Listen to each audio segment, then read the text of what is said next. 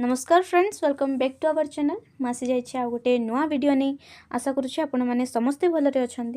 तो फ्रेंड्स ये वीडियो माध्यम आम देखा कि बहुत सारा स्टूडेंट्स क्वेश्चन रोला कि अमाउंट केते मिलिबो पोस्ट मैट्रिक स्कॉलरशिप रे कौन एससी बीसी ओबीसी एवं एसटी एससी को जमती मिल समस्त को सामान मिलिबो ना क्वालिफिकेशन वाइज रहिबो ए सब को लेकिन बहुत सारा क्वेरीज थिला। तो से क्वेरीज को आम बर्तमान ये वीडियो रे क्लियर करवा एवं जो मैंने जानी नहांती कि एप्लिकेशन समय रे कौन कौन आपन को डॉक्यूमेंट लागिबो एवं जो मैंने निजे अप्लाई करूछंती मोबाइल रे से माने केमती करिवे ता सहित अप्लाई करबा समय रे किछिटी एरर देखौथिला। नेक्स्ट ऑप्शन शो न करबा तापर नेक्स्ट पेज को आपन माने जाई पारु नथिले एभली किछिटी एरर रहुथिला जोडा कि तार सॉल्यूशन कवर करी कि गोटे वीडियो ऑलरेडी बनी सारिची। जाई जो मैंने देखि नांती से वीडियो देखि नियंतु। ए वीडियोटीर लिंक मु डिस्क्रिप्शन रे देई देबी, आपण जाईकी देखि नियंतु। वर्तमान आमे ए वीडियो को कवर करबा। एठारे आपण माने देखुचंती ग्रुप्स रहिची आ एठारे आपण देखुचंती कोर्सेस रहिची। ग्रुप आ कोर्सेस कोन देखंतु एमळे रहइबो कि ग्रुप 1 रे रहिची आपणकर graduate post graduate courses leading two degree, तापर आपणकर PG diploma MPhil PhD in professional courses in various stream. आपणकर एटा प्रोफेशनल कोर्सेस जहाँ आपणकर प्रोफेशनल कोर्सेस रहिची एवं आपणकर ग्रुप 2 रे नॉन प्रोफेशनल रहिची ग्रेजुएशन एवं पोस्ट ग्रेजुएशन रहिबो। आउ एथरे आपणकर ग्रेजुएशन एवं पोस्ट ग्रेजुएशन कोर्स रे रहिबो arts science and commerce like BA BSc BCom नहले आपणकर एमए एमएससी एमकॉम एक्सेट्रा ए सबु रहिबो आपणकर ग्रुप 1 एवं ग्रुप 2 रे।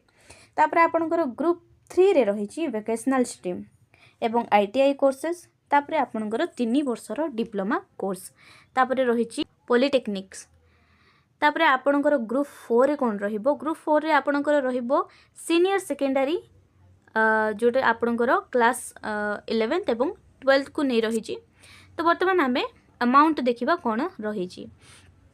देखंतु आपन को अमाउंट तो ईयरली बेसिस रे ही मिलिबो, किंतु आपनकर एठी मंथली भी ऐड करिकी कहिची कि आपनकर ग्रुप 1 रे जो कोर्सेस जाउची से कोर्स को जो माने हॉस्टल रे अछंती से मानकर मंथली रहिबो 1200 एवं एनुअली आपनकर रहिबो 12000। सेही बोली जो माने डे स्कॉलर अछंती जो माने हॉस्टलर नाहंती हॉस्टल रे रहु नाहंती से मानको पई 550 मंथली रहउची एनुअली 5500।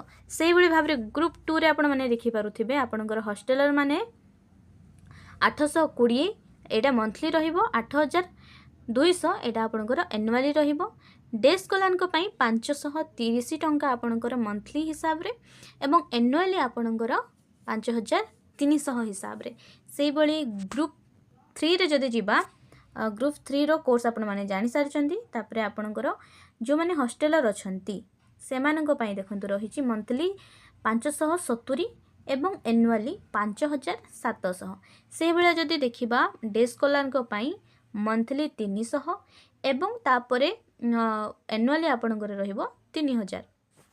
से बळी ग्रुप 4 रे आपनकर जो माने सीनियर सेकेंडरी रे रहुचंती बा आपनकर क्लास 11 एवं 12th रे रहुचंती से मानको पई देखंतु 380 आपनकर जो माने हॉस्टलर अछंती आपनकर एनुअली रहिबो 3800।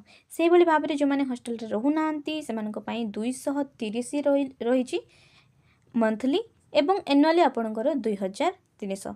तो वर्तमान आपण माने जानिले कि अमाउंट केते रहिबो कहा पई केते रहिबो। आशा करूछि वीडियोटी इन्फॉर्मेटिव लागिथिबो एवं जो माननको वीडियोटी भलो लागिला ताहाले वीडियोटी को लाइक शेयर कमेंट करिबा भूलिबेनी। चैनल को सब्सक्राइब करी बेल आइकन को मध्य क्लिक करि देबे। वर्तमान रहुछि नमस्कार, जय जगन्नाथ।